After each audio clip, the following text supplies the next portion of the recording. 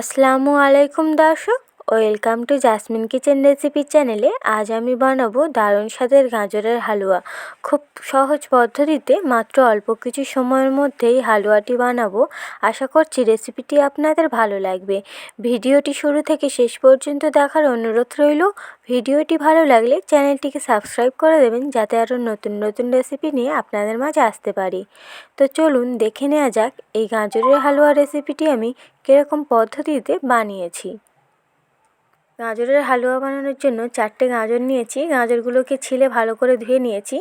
গ্রেটারের ছোট ছিদ্রর দিক থেকে গ্রেট করে নেব, যাতে গাজরটা তাড়াতাড়ি সিদ্ধ হয়ে যায়।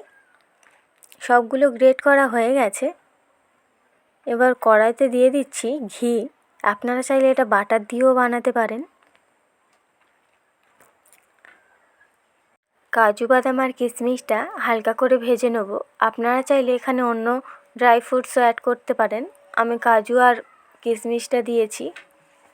আপনারা চাইলে কাজু কিশমিশটা ছোট ছোট করে কেটেও নিতে পারেন।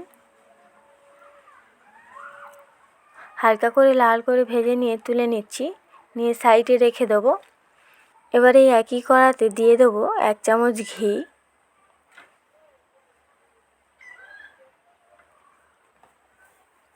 দুটো এলাইচি আর একটা তেজপাতা। এবার গাজর কুচিটা কড়াতে দিয়ে দেবো। ভালো করে গাজরটা ভেজে নেব যতক্ষণ না কাঁচা গন্ধটা মরে যায়। সুন্দর একটা স্মেল উঠলে ভাববে গাজরটা ভাজা হয়ে গেছে। এবার আমি 1/2 লিটার মতো লিকুইড দুধ দিয়ে দিচ্ছি।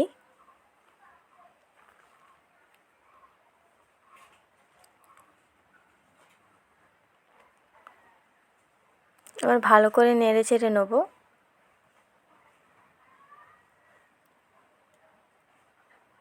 গাজরটা হালকা সিদ্ধ হয়ে এলে তারপরে চিনিটা দিয়ে দেবো। পরিমাণ মতো চিনি দেবো। আপনারা যে যেরকম মিষ্টিটা খান সেই হিসেবে চিনিটা দেবেন। এবার ড্রাই ফ্রুটসগুলো দিয়ে দিচ্ছি।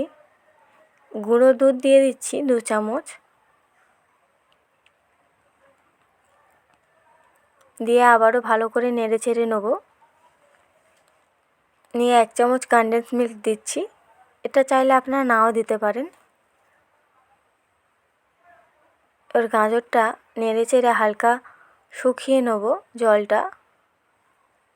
জলটা অনেকটা শুকিয়ে এসেছে। এবার নামিয়ে নেব। এই তো তৈরি হয়ে গেল দারুণ স্বাদের গাজরের হালুয়া। এরকমভাবে করলে কিন্তু এই গাজরের হালুয়াটা মুখে লেগে থাকে। অবশ্যই একবার ঘরে ট্রাই করে দেখবেন এই হালুয়াটি। ভিডিওটি ভালো লাগলে অবশ্যই একটি লাইক করবেন, চ্যানেলটিকে সাবস্ক্রাইব করে দেবেন। ভিডিওটি শুরু থেকে শেষ পর্যন্ত দেখার জন্য ধন্যবাদ। আল্লাহ হাফিজ।